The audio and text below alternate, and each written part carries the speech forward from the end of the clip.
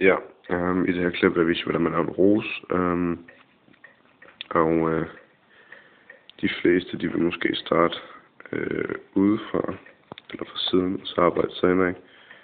Men jeg kan bedst lige starte indenfra fra midten, så det gør jeg. Jeg starter med sådan en ting her, men jeg ved ikke rigtig, hvad fanden man skal kalde det, men det gør jeg bare. Og så sætter jeg ellers blade på, og det er vigtigt, at I selvfølgelig laver buede blade, eller hvad du vil kalde det. At de bøjer det, eller de har sådan nogle former her, i stedet for det bare sådan nogle takker, fordi det vil se kedeligt ud. Så det smager der her, hvor mange man vil have på. Jeg synes måske, at det her, det vil være sådan rimelig passende.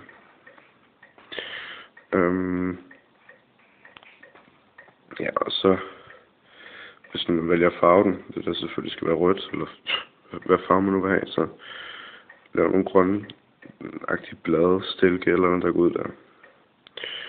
Ja, og så videre til stilken. Undskyld, det går lidt hurtigt, men jeg har ikke lige skide meget plads til at optage. Jeg stilken ned her, og så laver nogle tårn. Husk det. Hvor mange man nu vil have. Og så skal man lave blade. Eller jeg synes i hvert fald, der skal være mindst 1 eller 2 blade. Kommer til at gå sådan der ud. Og så husk, at rosenblade, de har nogle små takker. Sådan, så det vil I gerne have med. Så der vil jeg tilføjer til herover. Hvis man får det til at sætte det bedre. Ja, sådan der. Og så fortsæt på stilken.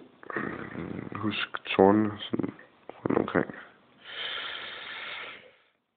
Så afslut stilken med sådan en oval en her, fordi den her rose er åbenbart blevet klippet af, eller skåret af, eller hvad fanden det hedder. Sæt på små streger her på bladet. Sådan der, ja.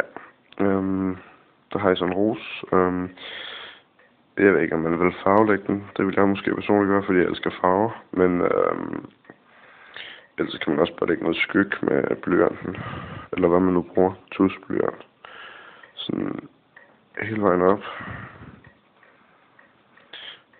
Måske også i bladene. Sådan i starten af bladene, så husk, at de øverste blade, dem her i midten, de sådan dækker for de andre. Så kun lige lave det i starten af dem. Ja, der har jeg sådan en rose. Håber, I kunne bruge det som noget.